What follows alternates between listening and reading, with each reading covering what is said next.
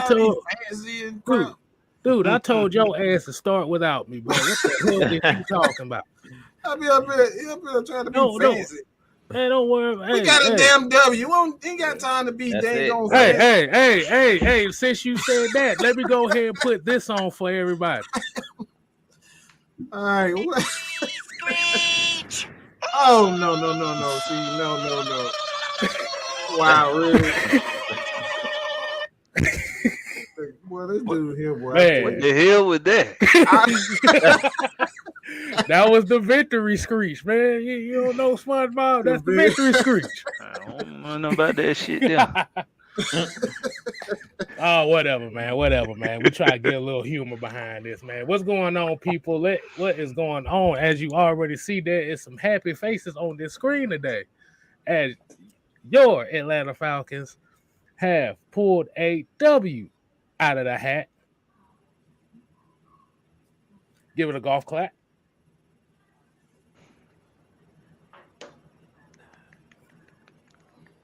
But we goddamn won, man. And before we start off, I'm going to have to give the first shout out of this game goes to Grady Jarrett. Big time. When they needed him, when they needed a play to be made in the fourth quarter on defense, Grady Jarrett stepped up on that last drive, man. So I definitely got to give shouts out to him. But, hey, man, the Falcons won, man. How did everybody feel?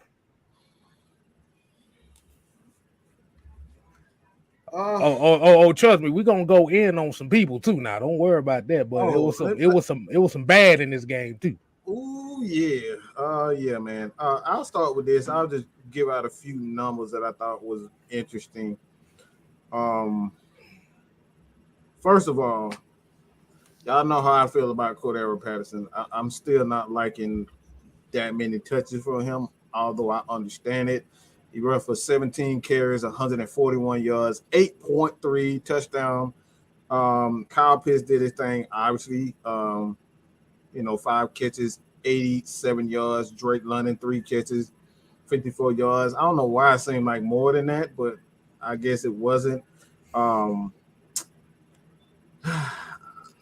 Defensively, one guy that stood out to me, obviously, is that dude, and I'll just I'll leave it at that. But the numbers for the Falcons, for the most part, team-wise, they did a pretty good job. 179 yards rushing, 207 yards passing. So as far as the numbers are concerned, those are very good numbers. Still got some things to clean up for the penalties and whatnot. It's not so much the penalties for me, honestly. It's when we get those penalties. We still having issues in key situations where we get those penalties. So for me personally, good numbers all around. We got exactly what we asked for. We are now the Dirty Birds. We're running that thing through people's face, man. That's all I wanted to see this year. And I want to see Arthur Smith. This year, I told you guys that my focus wasn't going to be on necessarily the players. It's about how Arthur Smith grows as a coach. And I thought he called a brilliant game this game. He came out right off the jump. He got Kyle Pitts the ball. He told y'all to shut the F up, okay? Shut up. I'm going to give him the ball. I am creative. He said all of that in one drive. So we can relax. He got plays, Jamal Anderson and everybody else who had anything to say, oh, he don't have creative play. Of course he had creative play, but it's a bigger picture. And like I said, that's not a shot at anybody, but look, there's a bigger picture at hand.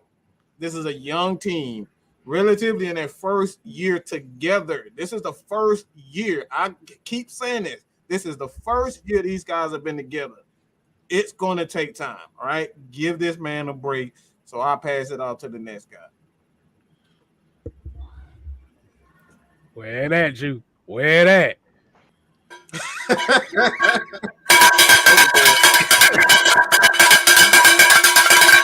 Yeah, I thought I forgot, huh? The victory bell is here, y'all.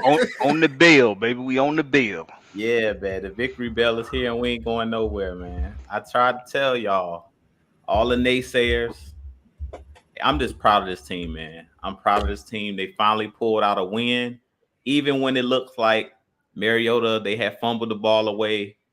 This is what we talk about three phases in the game: the special teams, the defense, the offense.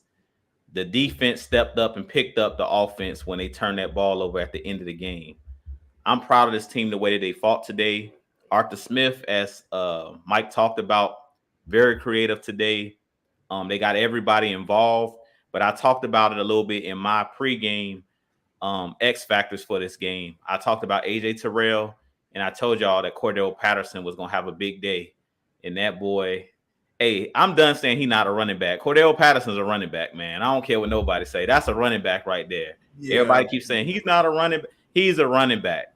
Today, if you listen to the telecast, Robert Smith is a former running back for the Minnesota Vikings. He stated it today, like Cordell Patterson, that dude, man, he's special, period. I've never really seen a player, I can't remember just off the top of my head, and I've been watching football for a really long time. I can't remember the last guy that kind of like changed positions later on in their career and had this type of success, because Cordell Patterson's been in the league. I think this is his 9th season. So for him to latch on with the Falcons and now become like an all-pro bowler, you don't see that happen when somebody's knocking on 30. I think he's turning 30 or is 30. So I can't remember a player starts off as a wide receiver or starts off playing one position, switch positions. I've seen it done where they come, they're drafted out of college and they move from quarterback to wide receiver or move, one position to the other. But I haven't seen many NFL or pro players change positions and have that type of success. So, yeah, Cordell Patterson's a running back, y'all. He's 1A. I know we don't like to see him getting all those carries. I agree, because I do want to see him last throughout the season. But I'm done saying he's not a running back. That guy is special, period. He's one of the better running backs in the league. Top 10. I said it, top 10. He's top 10. When you see the way that he runs the ball, I mean, the way that Robert Smith talked about it in today's game. He's like, for him to be a punt returner and kickoff returner, he's learning that patience of how to follow his blocks. And today he was special. When you run for almost 150 yards in a game, you're special. When you getting, I think Mike said 8 yards a carry, like that's special. That's almost a first down. Like it ain't many running backs in the league that's doing that. So I don't want to take it all. I'm gonna leave some for Blackberry, but I'm proud of this team.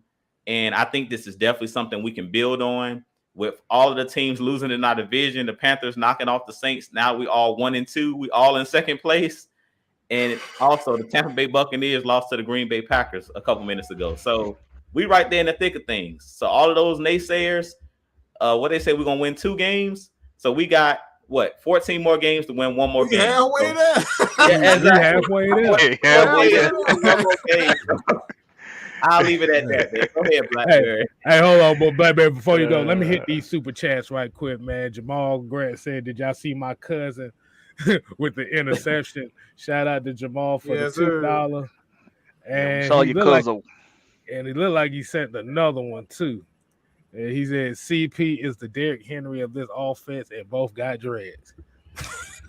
Okay. Hey, physically, maybe, but that Derrick Henry is different with that physicality. But I can see that he needs that type of player in his offense. Arthur does. So, hey, that's a good comparison. I can tell you that much. All right, Blackberry, man, what you got on this game, man? What you got? Man, resiliency played a factor in this game. I love the resiliency. We have an issue at this point with Mariota protecting the ball in key situations. And I'm glad the defense shows some resiliency. You got that veteran presence from a guy like Grady Jarrett, it's like a light bulb went up in his head, like, okay, it's up to me and my defense. It's up to us. And so at some point, there has to be a factor. It has to be one of the special teams. Got to be defense, offense. Somebody has to have that light bulb come on. Like, okay, it's up to us. And when you got that veteran presence like Grady, on the team who was like, you know what? We've been getting stood up all game, but not right now. Can't get stood up right now.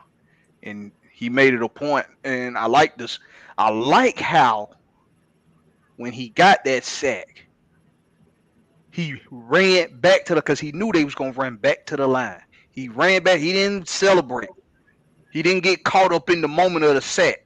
Because we usually see him do that little power up he like to do after he get a sack. Mm-hmm. He didn't do it. Ran straight back to the line. Got everybody else said too was vocal. Hey, get your ass down.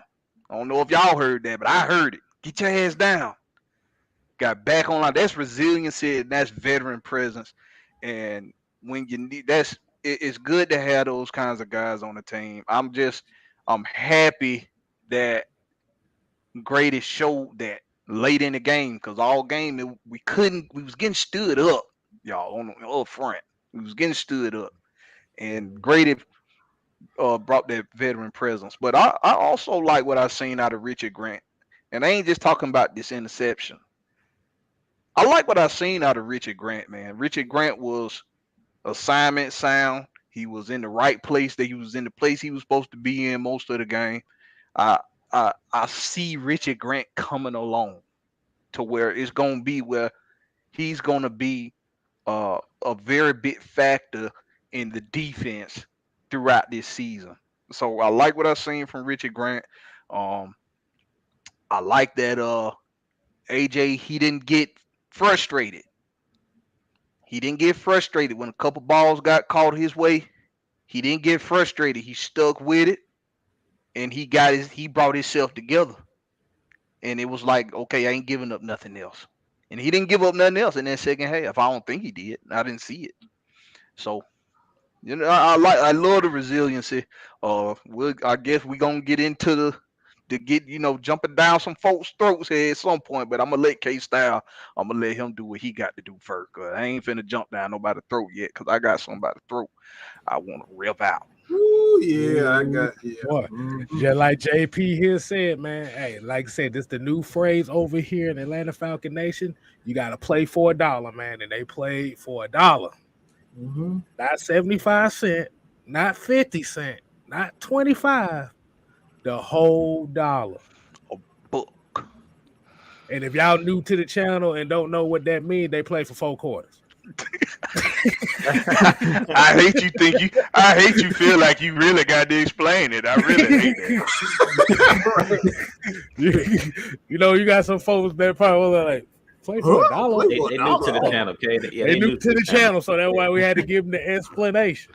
They get paid more than $1. What are you talking about? But King Shaq here said it was an ugly win, but the defense dialed in when we needed it the most. Have to fine tune some things internally for next week, but great dub. All right, so there's another guy that I want to give shout out to for doing his damn thing today. Actually, it's 2 guys. Caleb McGarry is out here tossing folks, bro. I don't know if anybody's seeing that. For the third week in a row. He tossing people around. Bro, boy, he out there looking like Vader out there. He looking like Vader. Vader with long hair. Exactly. And then I also got to give another shout out to another person that played a good game. Surprisingly, Cody Gossick actually did pretty well at that spot today. Yeah, he did. Mm-hmm. Yeah, he did. I was surprised by that because I didn't know what to expect. But even with that, boy, I think I saw Caleb McGarry. I think he had like a quadruple stack of pancakes today, man. Bro, he was knocking people out all game, man. I'm proud of that kid, boy. Mm-hmm. That dude was really knocking heads out there. He wasn't playing games, but right. Let's go ahead and bring another person in right quick, man. We got the Night Rider. Yeah.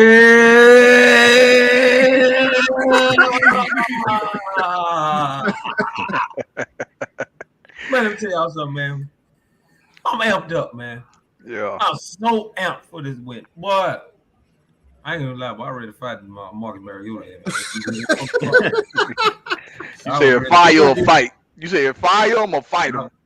Both of them. Well, boy, when Reggie Grant had that interception at the end, I was like, yes, sir, boy, it's on now.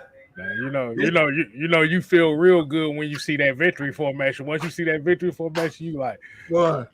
yes. Yes, sir. Hell no, Man. before I go through this, shout out to Magnus. Hey, DeJounte Murray, he specifically asked me to give Magnus a shout out. So shout out to Magnus. He just had to do that. Exactly. But man, hey, look, I love the way the defense, how they came together at the end, man. Thank God. Thank God.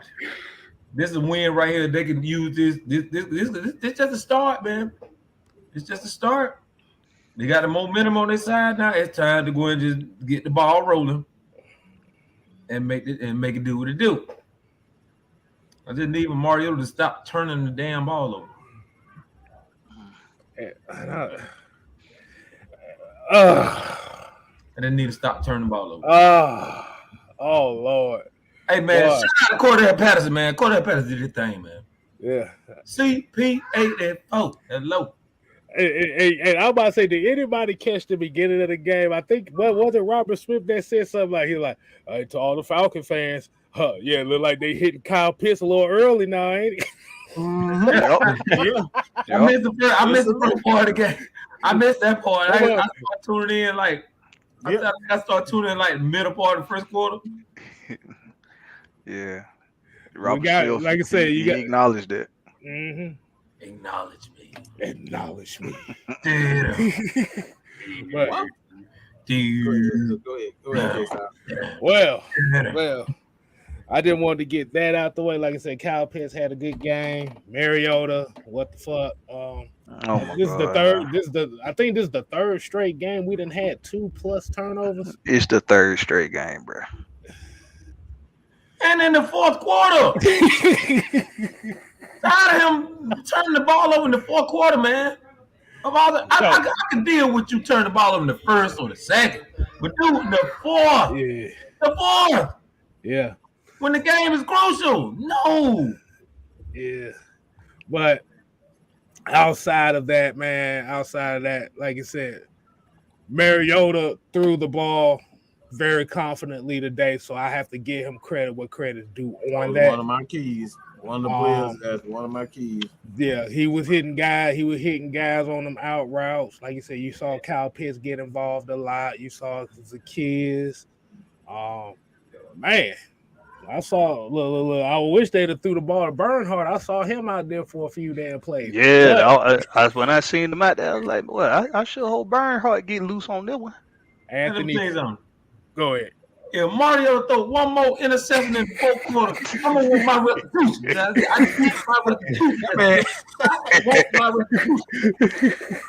Hey, we were trying to give him some time before we went in on Night Rider. Said, "Nah, he ain't wasting no time." He ain't wasting no time. Exactly. Bubba said, Arthur Smith and Pitts said, y'all can shut the fuck up now. But I still want my restitution.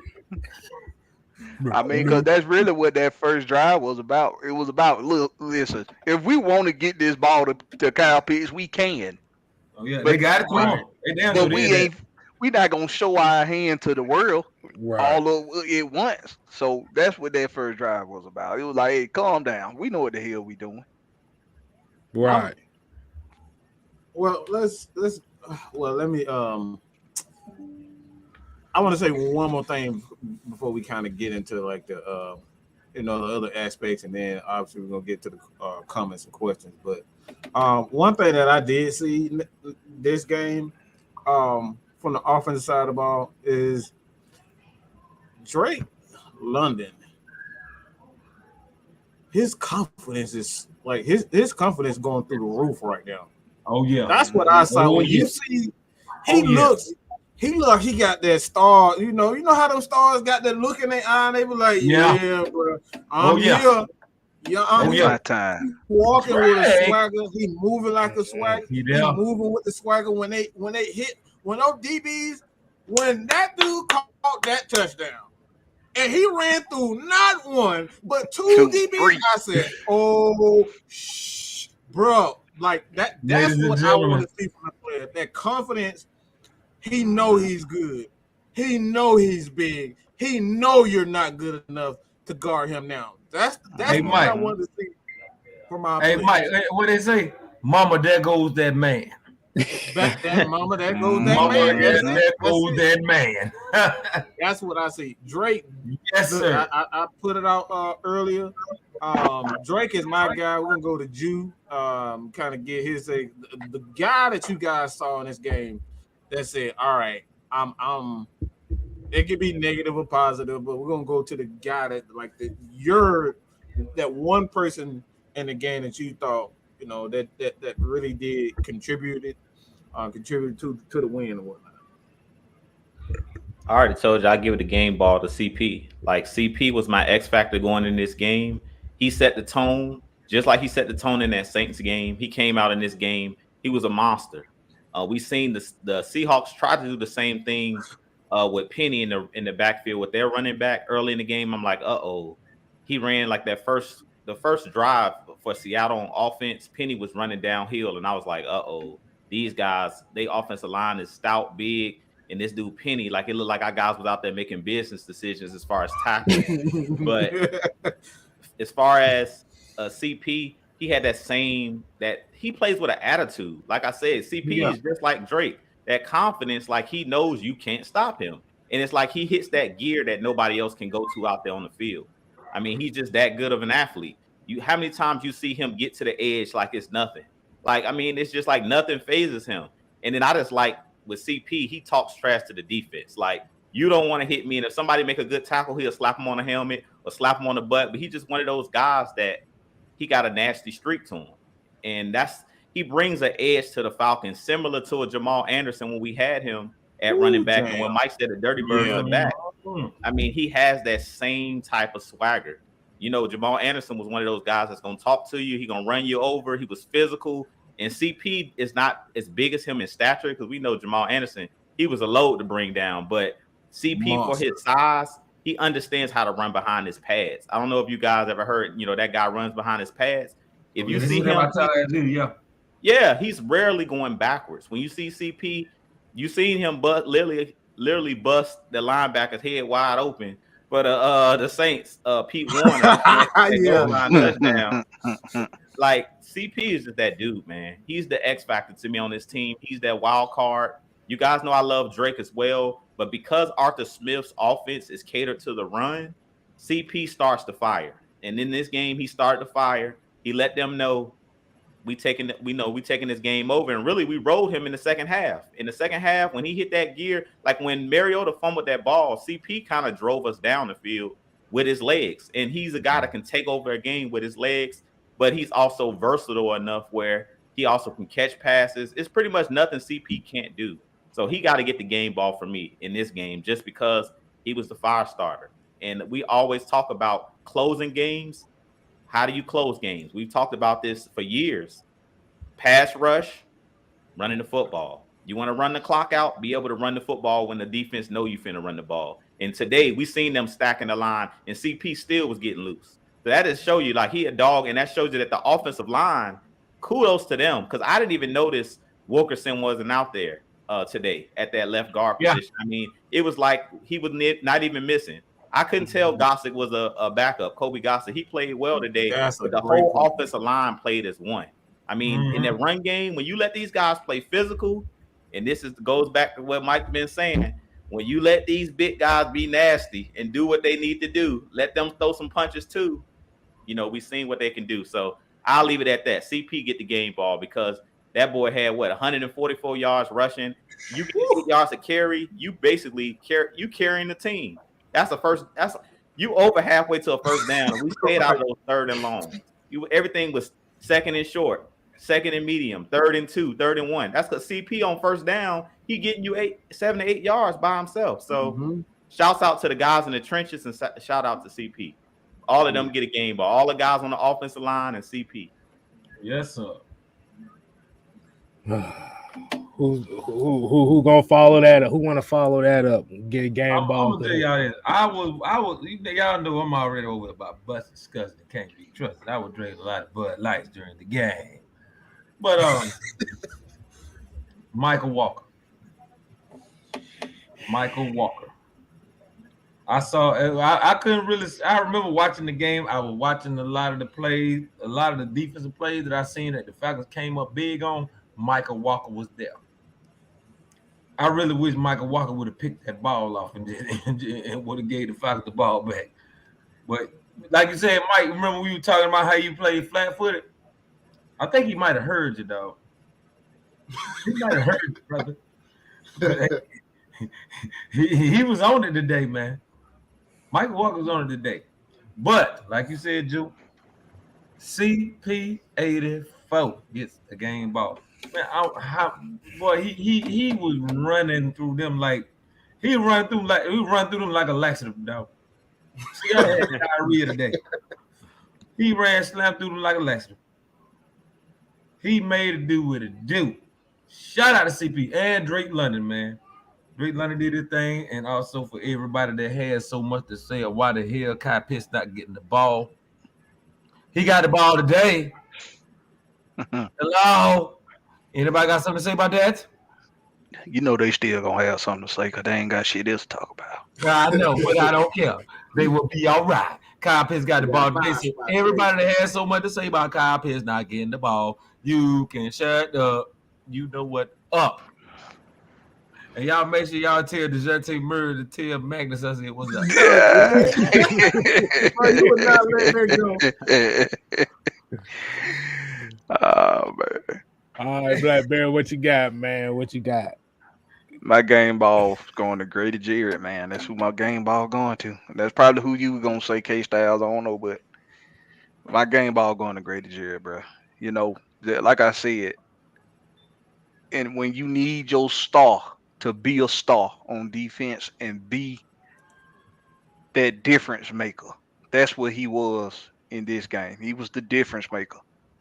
He was the difference. And I know some people gonna say, well, the defense together, they came together. Yeah, they did. But Grady Jarrett was at the helm of that. Oh, yeah, he was the leader. He was at the forefront of them coming together in the clutch. It was him. Grady Jarrett put it on his shoulders. I'm telling y'all, I was watching them because I was like, bro, Grady, come on, Grady. You got to be you. Soon as Mario dropped that goddamn ball, I said, it got to be Grady, bro. That's what I was saying to myself. And I watched him come on that field, get that sack. With no power up, with no super saiyan.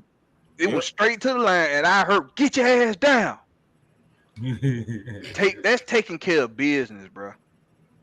That's your veteran leader on defense. That's your difference maker on defense. Okay. So my game ball go to Grady Jarrett. But I was impressed. I was impressed with Richie Grant. Yeah. And he showed, and ain't just like I said, I ain't just talking about the interception. I'm talking about all around this whole game. I was very impressed with Richie Grant. But game ball go to Grady Jarrett, bro. Oh man. Like I said, since you got what's happening? Hey, shout out to the grooming experience with the last $2. Hey, grooming experience. Hey, y'all, say what's up, baby. I want y'all to meet my niece. My niece Aria. Say hello, sweetheart. Say hey. How you doing? How you doing? Hey, rise up, baby. How you doing? Hey, rise up. She looking like put me down. Right. She looking like, who are you guys? who are you guys? Say rise up. Groom Spirit said, now how are they developing Troy Anderson? Say rise up, Ari. Say rise up, Ari. Say what's up. Say rise up. I wonder if he asking that are you asking that sarcastically? I'm trying to figure out how he asking that question. Yeah, I mean, you can kind of answer it both ways. Like you said, it's not so much as rushing him out there because Rashad Evans and, like you said, Michael Walker picked it up in the fourth quarter. But boy, My game ball goes to Deion Jones and Isaiah Oliver because boy, That's it. The show's over. It's over. No. It's done. We're done. Wow, this dude. nah, but for real though. But yeah, like you said, you can tell that Deion and Isaiah is missed out there because there is a lack of communication amongst the linebackers and knowing which gaps to fill up. Because like if you looked at those runs at the beginning of the game that the Seahawks were getting, they were basically hitting holes. The linebackers failed the gaps the linebackers were covering, but they decided to attack the football. If they doing that right now, wait till Debo and Isaiah Oliver get back. Oh, they gonna shut that shit down. Oh, ain't none of that. Ain't none of that happening. Oh, we got that. they gonna be straight up level 5 prison, locked down. Ain't no solitary. It's just solitary confinement. Ain't no commissary going on. Ain't none of that. Nothing. But you know, they go back to what Mike said earlier before the game, or what that might have been Thursday when he said, I don't know, my mind's in a lot of places right now, but that's gonna be the difference with Michael Walker, man, becoming a starting linebacker. Oh yeah. If you don't fix those problems about your game, being assignment sound, filling gaps on run plays, you're gonna forever be a bag up linebacker. Right. You gotta fix those things. Right. Hold on, wait a minute. My breast thing. We got $9.99 right now. $9.99 from Derek, $8.90. He said even though CP shouldn't be our main option, he still was our effective option. If not broke, don't fix it.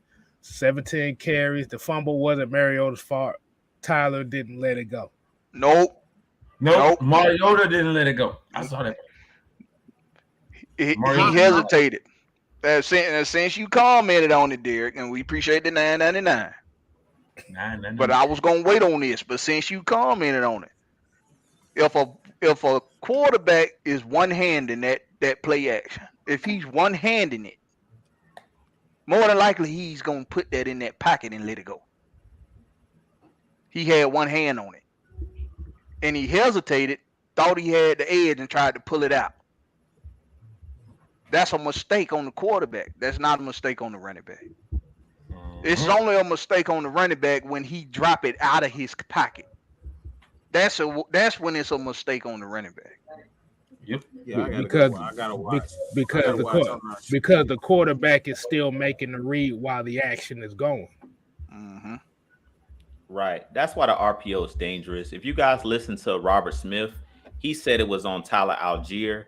And I think it was on Tyler Algier. The reason I say that, when you put the ball in the pocket of the running back, you're reading that defensive end. So to be honest, I think the problem is, we see this even with the Eagles, teams that run this RPO, you're in danger of that ball, fumbling that ball, because sometimes, like we've seen, how many times in this game do we see Grady Jarrett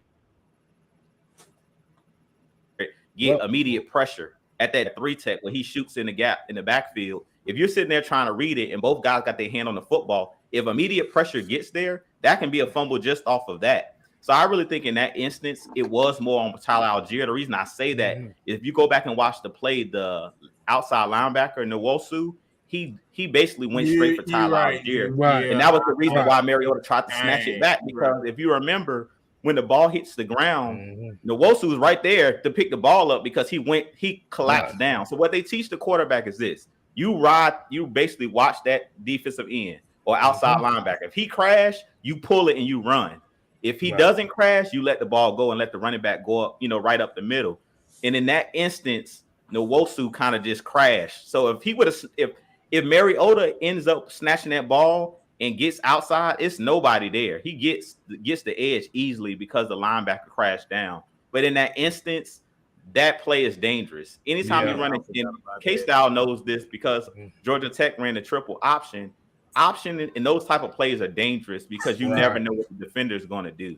So those plays are just dangerous, period, because you don't know how to read that. Even with Tyler Algier, he's a rookie.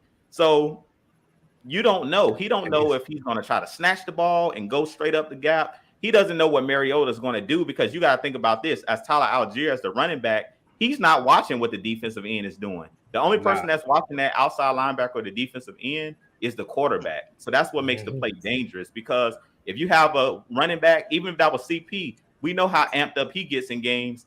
He probably gonna try to hold on to the ball too, especially how he was running today. And he would have caused a fumble too, because he would have said, "Give me this ball." Hey, y'all remember that episode of Doug when that big old dude running the ball? Doug was holding on for dear life.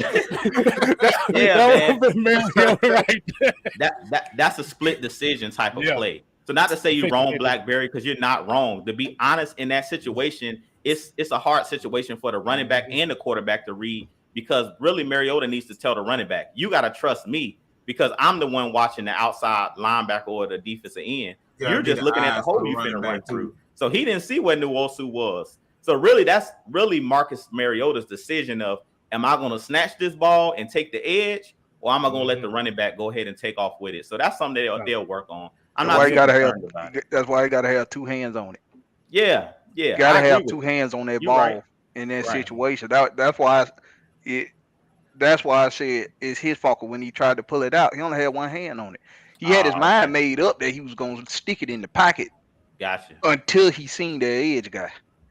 Yeah. And he decided to look at it. Maybe you're right then, Blackberry. If he didn't have both hands on the ball, you ain't going to be able to snatch it back with one. So that's probably why he fumbled. Look, at the end of the day, the motherfucker, it was a fumble on a drive that we was going to score on. Hey, exactly. There you go. They both gonna get chewed out by Arthur Smith. Arthur Smith don't care. It was a turnover. The whole offense is on everybody that was out there. But man, like you said, what is up with this drone shit? Cause this is the what part that made me. Whoa! I gotta do something real quick. I'm glad you just got in there. This is tweeted out by the Falcons, by the way.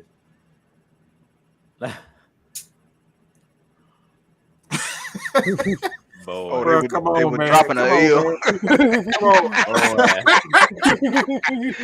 on, man. Dropping an L in there. Like, go ahead, K-Side. I just had to. Man, because it's just interesting that a drone flying around in the stadium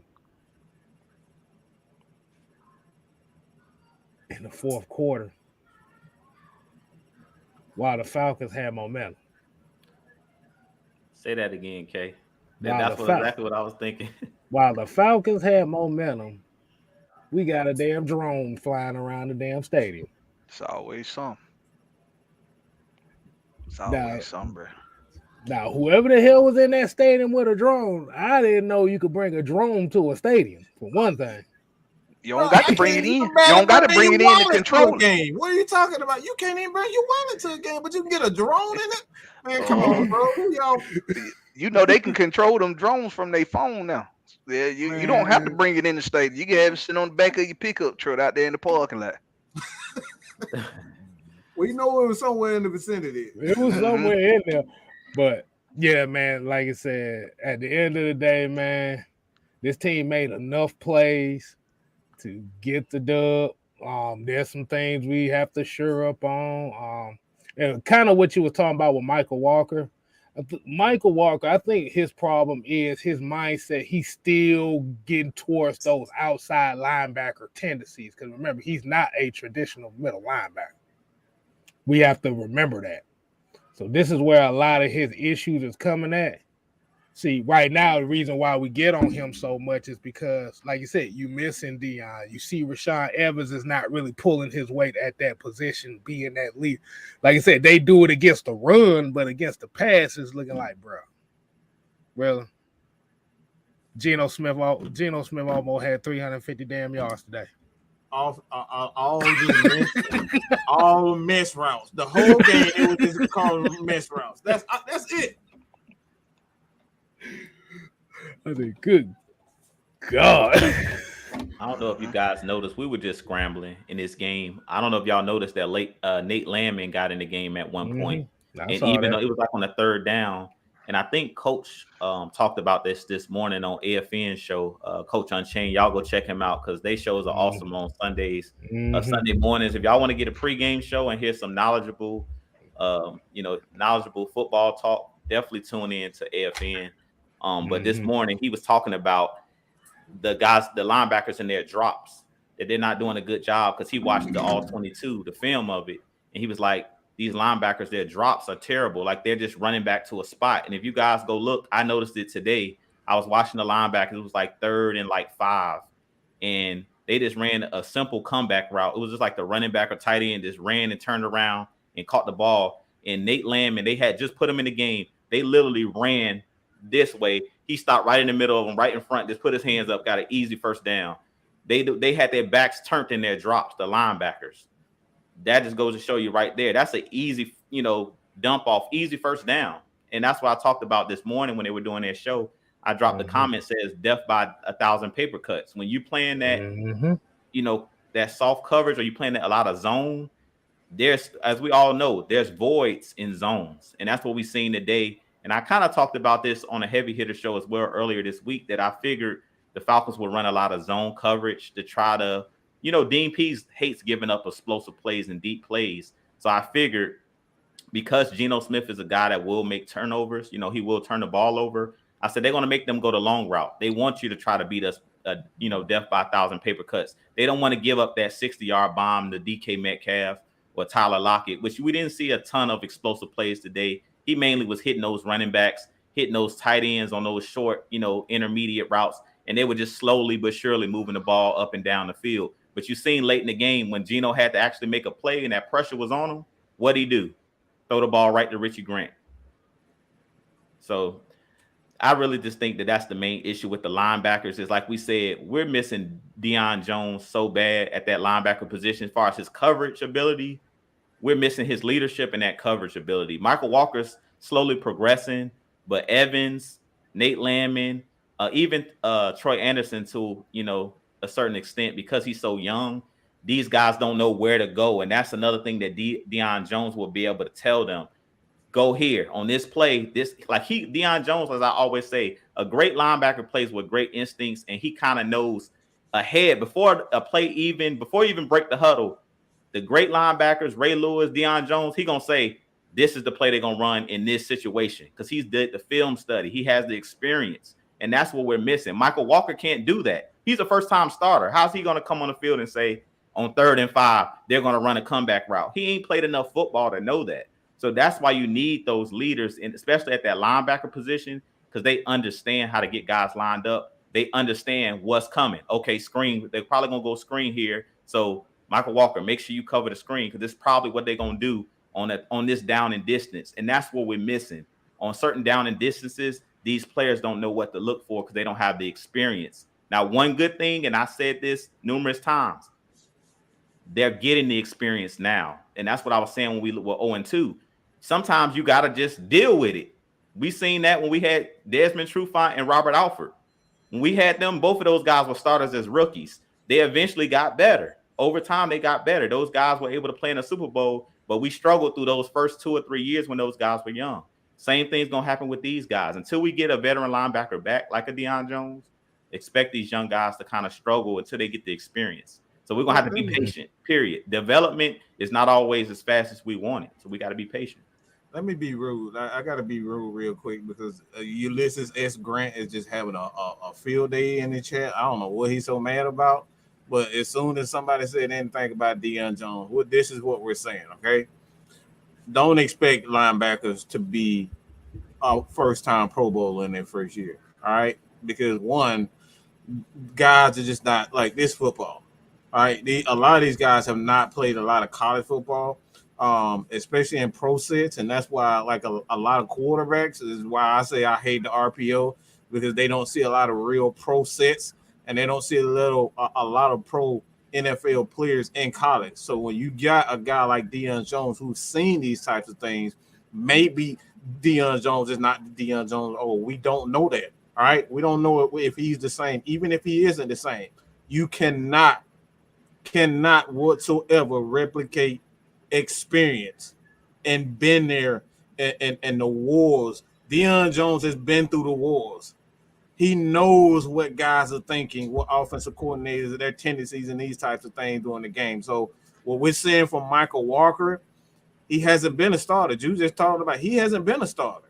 This is his first time being a starter. Why are we expecting him to make calls when he wasn't the guy that making calls to begin with? So we're talking about Deion Jones and what he will bring to this team. We're not asking Deion Jones to be a superstar. He's here to help those guys learn, help Michael Walker make plays because he is a playmaker. He can get sacks, he can get interceptions, he can make plays on the ball, but in space. That's what he's good at. But when you ask Michael Walker to be a thumper, that's not what he likes. That's why you see that hesitation in his game because he doesn't want to be a thumper. Rashaan Evans is a guy that is a thumper. He doesn't like being in space, and that's why you see the hesitation in his game and him turning his back. Anytime a quarterback see a linebacker turn his back, that's easy money. All right, that's easy money. Turn your back, please. That's easy money for a quarterback, and that's what you're seeing. The linebackers are unsure. They don't really believe in their ability to cover, and this is why you're seeing 4 or 5 running linebacker rotation with the Atlanta Falcons because even Dean Pease at this point isn't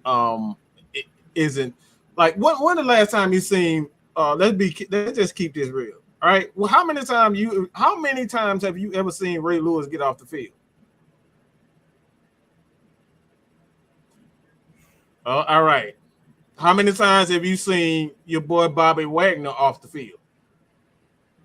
How many times have you seen Jesse Tucker off the field? You see the pattern here? Brian Urlacher. That tells you your defensive coordinator.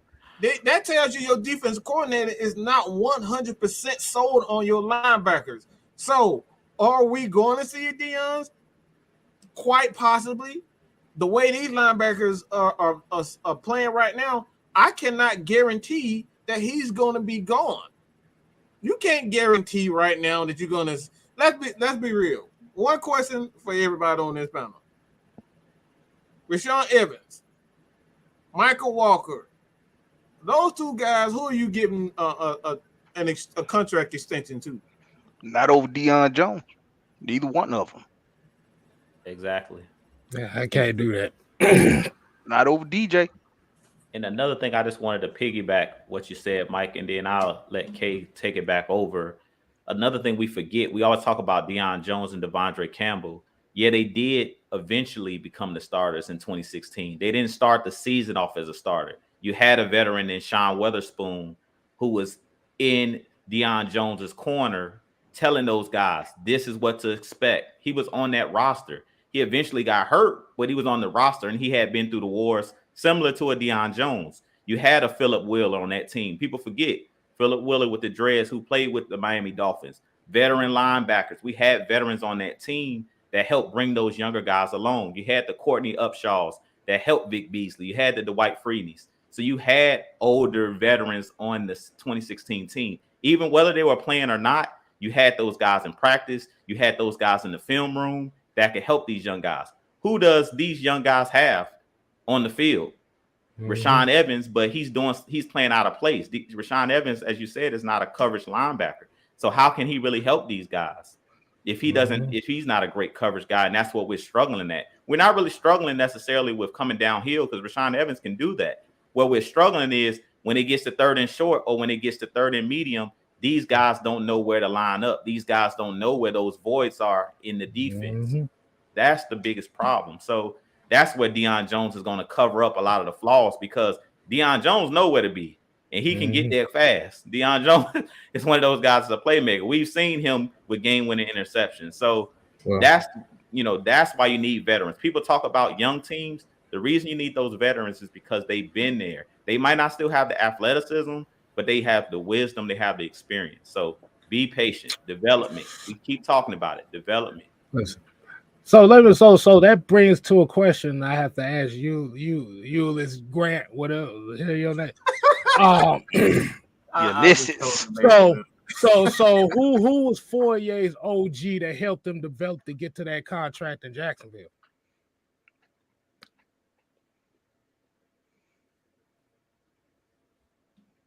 I'll still be waiting on the answer right there. Who was his OG that helped him on his game? Because if It's I Deion remember, Jones. because It's if I Deion remember, Jones, Ulysses. I'm about to say if I The answer remember is Deion Jones. if I remember correctly about Fourier was a 6th round pick safety who had to play linebacker. And you know what, some of y'all forget things very easily. Okay, Mm-hmm. you can remember that he was a first-time starter in 2016, but you don't remember the year after that they was the 8th ranked defense in the league. You don't remember that though, do you? See, You just need something to prove your point, right? See, but like I said, the thing about it is, why take that opportunity away from these young guys to get that OG experience from somebody that's seen it all? On top of that, he had one of the best linebacker developers in the game, in Richard Smith. And Richard Smith. It got scapegoated by who? But who? Who? Gilbert. Exactly. And he said he doesn't fit the 3-4. I heard somebody else didn't fit this 3-4 neither, and he's killing it right now. Who's that guy? Who that? Grady Jarrett. That's Grady Jarrett. Baby Hammer. Baby Hammer right now. Yeah. They said he didn't fit that. Remember, he was too small for this defense too. Who said that? Bro, there's a lot of people that really said that, and we talking about some real intelligent people that said he doesn't fit. And I thought it was crazy because that's something. If you look at what the Patriots have been doing with Richard Seymour, they've been running that 4-3 tech for years. That's how those guys became legends over there. Mm-hmm. Yeah. Mm-hmm. And to be real, Grady fit in any scheme because of his motor. Mm-hmm. He fits in any scheme because of his motor. You can't teach a motor, bro. Mm-mm. But essentially what we're talking to is pretty much a lot of people are kind of done with Deion because, like I said, he is one of the last remaining guys off of that Super Bowl team. That's what it comes down to. That's really what it comes down to at the probably end. what it is. That's what it most likely is, because you have to remember before the season started, it was trade Deion, trade Grady, trade Jake. Oh, I forgot about that part. Everybody wanted Grady gone too. Mm-hmm. He fell off last year. Right. Mm-hmm. But like you said, Deion Jones is going to give them some valuable information for them. And this is how you're going to help Troy Anderson develop too. And like I said, you got Nathan Lamb and some playing time, and you saw he did pretty well in the limited snaps he did too. Mm-hmm. But you got to have that mic. You got to have that communicator out there. Michael Walker is not that yet. So, until you figure out what you're going to get with Deion Jones, I'm sitting here rambling because I about forgot what I was going to say and what I was going to say at the same time. But bro, we don't change places. Boy, I'm the one who normally forget. No, because it sounded good in my head, but when I'm listening to it coming out my mouth, it sounds weird. I'm like, the hell am I talking about? But yeah, like I said, Debo would be good for these young linebackers. Like I said, Rashaan Evans, he's getting benched a lot these last few games too. So that's an issue. Can't cover the damn sun out his eye. I lost my mind when I saw him in the middle of in that dime deep. I said, "What?" And they went right at him. As soon as I said, screamed, I said, "What is this? Who is that in the middle?" And they went right at him. And he missed the tackle. I was like, "Oh my God, man." Bro, I'm like, dude, bro. Like they killed the middle of the damn field, bro. It was bad. Mm-hmm. But instead of harping on that a lot, we just gonna get back to the fact that when it came down to when they needed to make the plays, they made the plays that needed to be made. Mm-hmm. Absolutely. So we can harp on the defense. Like I said, they better get better because Cleveland next week, they're gonna see a heavy dose of Nick Chubb and Kareem Hunt. Boy. Oh, yes, they are. So Michael Walker, Rashad Evans, The whole defense. Ogundeji, Lorenzo Carter, Might see more Troy Anderson in that game. Troy Anderson. Y'all better play your gaps next week. Damn it, I just gave away a damn key. Whatever. Ain't nobody gonna remember this. But they gonna have to play smart next week, boy, because you got some physicality coming your way, and I ain't sleeping on no damn Jacoby Brissett. I'm tell you that now. Oh no.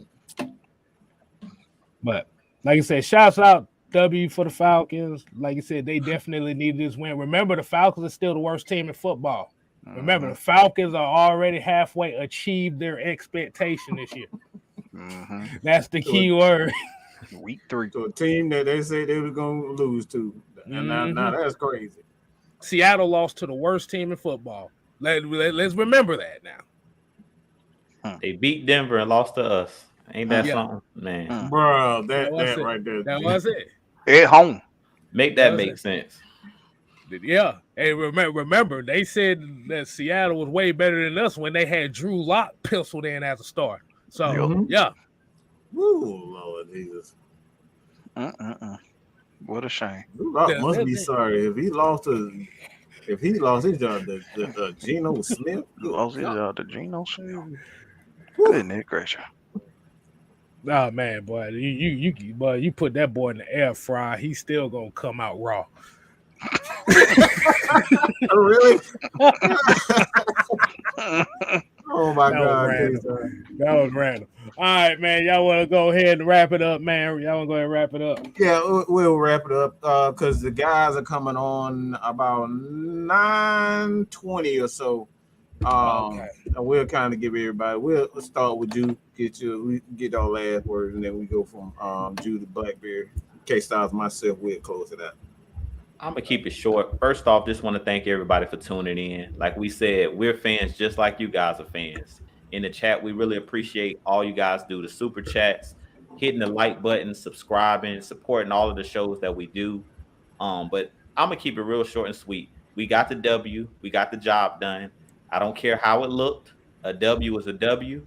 Move on to next week. As what Arthur Smith has been preaching, what they've been preaching is you go to the next game. Don't get too high, don't get too low. Stay under the radar. Like we said, we halfway to what the media's expectations are. But trust me, this team has higher expectations than winning 2 games this year. So I'm just happy that guys stepped up when they needed to step up. This is a huge win because it's a win in the NFC. So if it comes down to a wild card spot and we have a similar record like to a Seattle or even in our division, I talked about it today. The Panthers beat the Saints, so now we all are 1-2. So it's jumbled up in the in the NFC. So we got to win every single game, play every game like it's your last, play 4 quarters, and I'm gonna leave it at that. Oh, let me get this $2 super chat out the way. Saying when Wayne gets said, I'm a tad positive today. Mari's still killing me though. Okay. Definitely appreciate that. I'm trying to think. Oh, talk about Mariota. Okay. Like Mario. Like you. Yeah, I was thinking the same thing. I was thinking it too. That's my niece name. I'm like, what the hell? No, yeah, man, Mariota definitely killing. It's got to be some. Oh, like I said, that interception before halftime was kind of one of those head scratchers. Like, why the hell are we throwing the ball when it's 5 seconds left? But go ahead, Blackberry, go ahead, and close us out. Yeah, and he got to stop overthrowing people. So sick of that shit, man. But we appreciate y'all tuning in. It's good to get a win, man. It's always feel good to get a win. I don't care how it look. I don't care how ugly it is. I don't care how pretty it is. Winning feels good either way it goes. So Y'all make sure y'all tune back into it later on this week. We got a lot to talk about, got a lot to dissect going into next week against the Browns. And y'all just make sure always represent for the home team, baby. Home team. Oh, ooh yeah. You want me to go, Michael? You got it. Yeah, I'll go. Gotta get your little expertise, and then we get, you get your little shine on with the closing. Oh, But I'll say this, man. One of the things that I see coming into this year, I want to see improvement from the coaching staff. I think that's what's going to set us up for years to come. One of the things that has been one of the most frustrating things as far as our team is concerned is the lack of development. Now I'm seeing that they're committed to the offense, and all the players that we once stated had slated to be one of the worst offensive linemen in the league, he's quickly becoming a Pro Bowl caliber player. And Caleb McGarry, when I tell you he's out there kicking ass and taking names, boy, he's stunning everybody's ass out there right now. The dudes look like a complete different player right now. He's physical. Mm-hmm. He's like, people are running away from him. They do not want. If you look at that first play, that tight end screen, guess who they was going to? Caleb McGarry. Mm-hmm. They don't want no piece of that big dude. So at the end of the day, man, when I tell you these guys are developing our players, Dean Pease, I love how he's not. Either you're gonna make a play or we're gonna sit your ass on the bench. He's rotating everybody. He's rotating the heck out of the linebacker. That linebacker room. Everybody getting a chance to make plays. So, like I said, I'm loving the development of the offense defense. I like it's strange to say this, but the special teams has been so quiet, and that's a good thing. They've been very quiet. One thing that I need to see more, and maybe that's just me personally, looking into just how things used to be, as our return game is just like it's non-existent. I thought that Avery Williams, he needs to do a better job of just getting north. He's dancing too much. He gets the ball. He's dancing too much. Like, he caught the ball at the 8-yard line, and he danced for like 2 seconds, and he only got 2 yards out of it. Like, you need to catch that ball, like your boy Devin Hester. If you got to watch Devin Hester film, you see what he does. He catch the ball, he surveys the field, but he doesn't waste no time getting upfield. Get upfield, and I think if he continues to do that, Bradley Pinion with a great punt when we needed. After we got a stop, we didn't get the ball. We didn't get the ball going. He had a great punt to punt them into the 20-yard line. So those are the types of things that I'm seeing from this team. We always preach the small, intricate details of football, and they doing exactly that. So I'm proud of these guys, man, and how they getting the small, intricate details down. And I will pass it to you, K-Style, so we can, get something to eat and watch the rest of these games. all right, man. Hey, so we appreciate everybody tuning in to us on this post-game show. So y'all make sure y'all go catch part 2 with the AFN crew. Y'all better go subscribe over there and find out.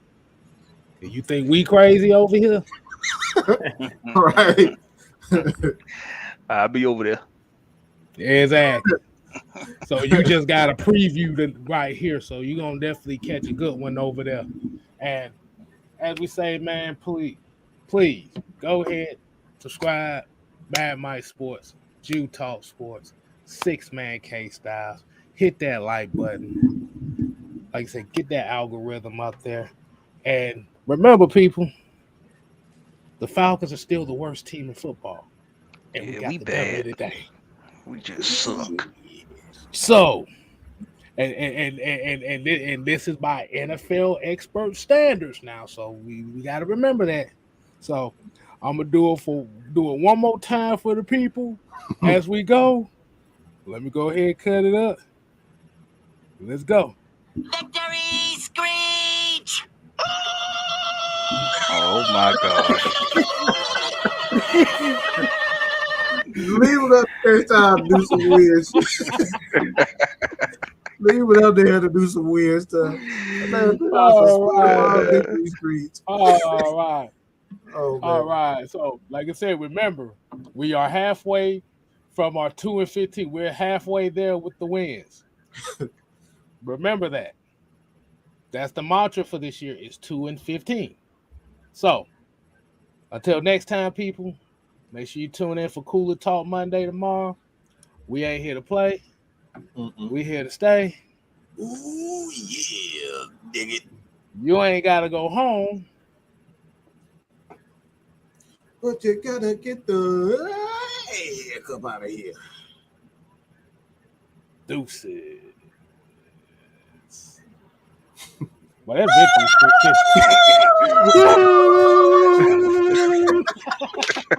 Look at me doing that now.